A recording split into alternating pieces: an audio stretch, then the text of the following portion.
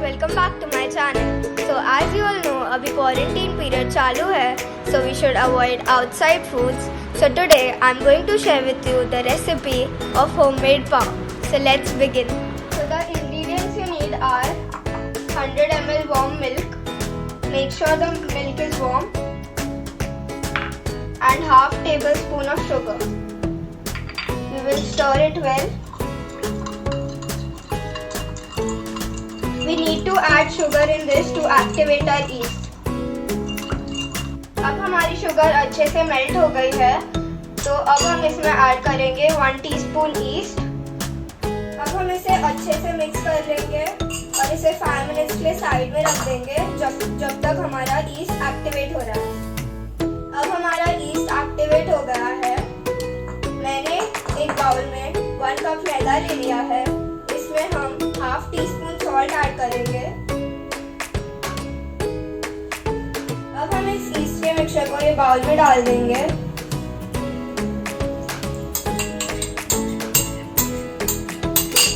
और इसे एक बार अच्छे से नीड कर लेंगे.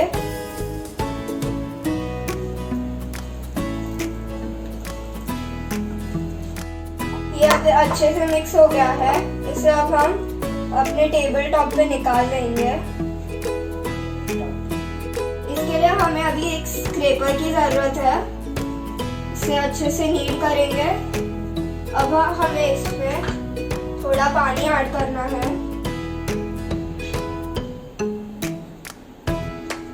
और अच्छे से नीड करना है. एक बार हैंड्स क्लीन कर लेंगे.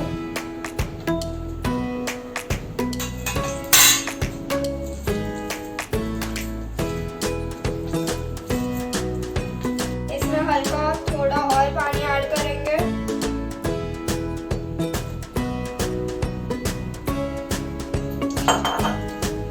ये डो की कंसिस्टेंसी ऐसी रहनी चाहिए.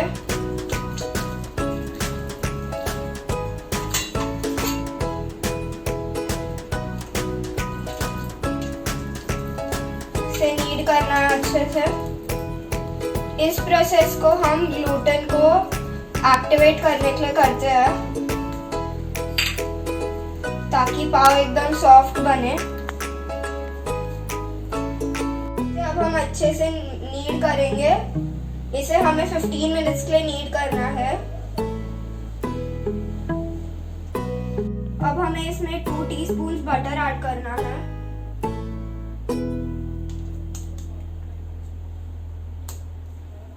और इसे नीड करना है.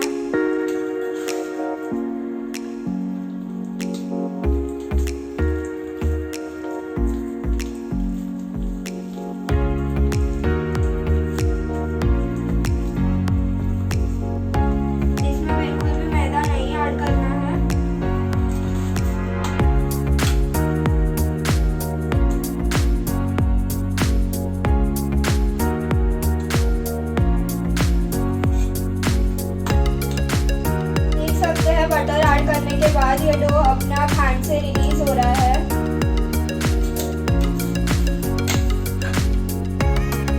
अब हमें डो को पूरा एक जगह लाना है और इसे ऐसे करना है, हिट करना है.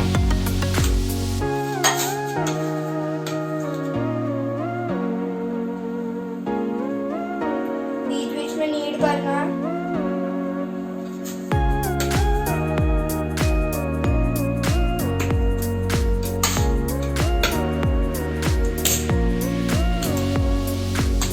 देख सकते हैं हमारा डो रेडी हो गया है. मैंने इसमें बिल्कुल भी मैदा नहीं ऐड किया है. अब हम इसे एक बाउल में डाल देंगे. इसके ऊपर 2 टीस्पून ऑयल से अच्छे से मिक्स कर देंगे ताकि ऑयल इस पे कोट हो जाए. फिर इसे हम कवर करके रेस्ट करेंगे 1.5 our. After 1.5 hours, our dough will look like this. It has risen. We will knead it once. I have removed the dough on the tabletop. Here I have a greased tray. I'm going to divide the dough into equal 6 parts.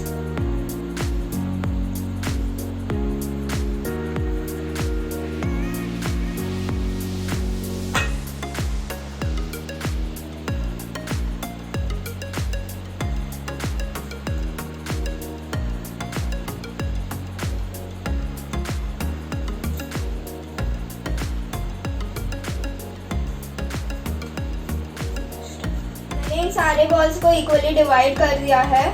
अब हमें इसे rectangle shape में place करना है।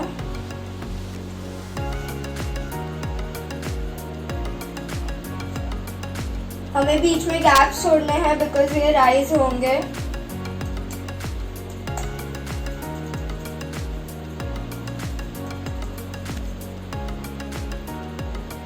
मैं अब इनके साथ भी सेव कर लूँगी। तो आप देख सकते हैं मैंने सारे को ऐसे प्लेस कर दिया है। अब हम इसे डैम्प मसलिन क्लॉथ से कवर करके 1 आवर के लिए रेस्ट होने रख देंगे।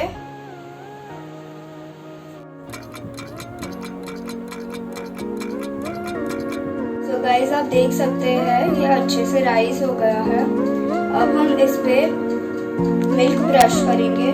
मैंने इसमें थोड़ा शुगर ऐड किया है बिकॉज इससे पाव का कलर अच्छा आता है। मिक्स कर लेंगे अच्छे से। हम इसमें हल्का मिल्क ब्रश कर देंगे ताकि बेकिंग के वक्त ये ड्राई ना हो और इसका कलर अच्छा है।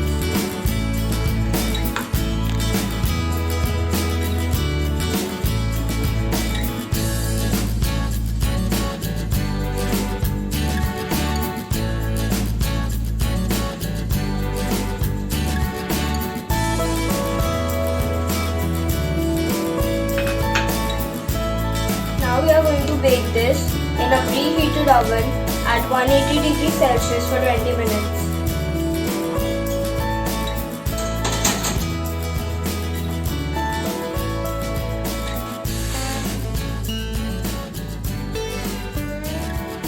माइक्रोवेव या OTG नहीं है, आप ये पाव को कुकर में भी बेक कर सकते हो।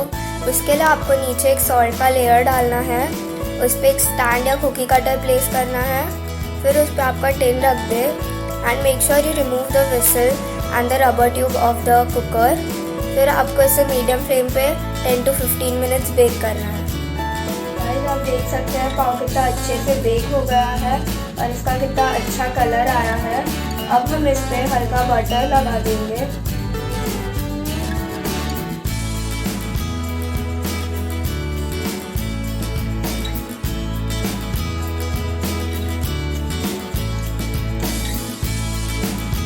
गाइस तो हमारा पाव रेडी हो गया है। ये अपने घर पे ज़रूर बनाइए। Stay safe and stay healthy.